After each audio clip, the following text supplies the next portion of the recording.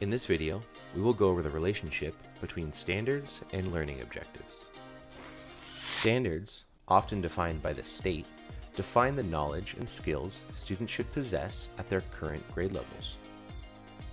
Objectives are statements that describe what the learner will know or be able to do because of a specific activity or assignment while relating it back to the standard, not around the activity itself, a common mistake. There is a cognitive framework called Bloom's Taxonomy that can help us unpack standards and convert them into high-level learning objectives.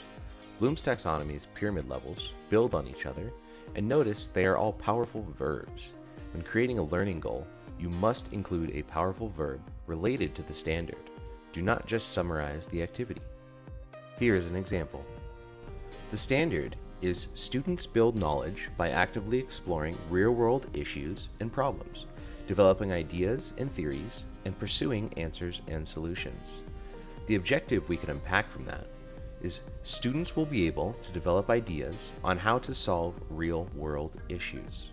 Notice how I have crafted a learning objective with a powerful verb based on the standard and did not just summarize the activity itself. I hope this video has helped you understand the relationship that exists between standards and learning objectives.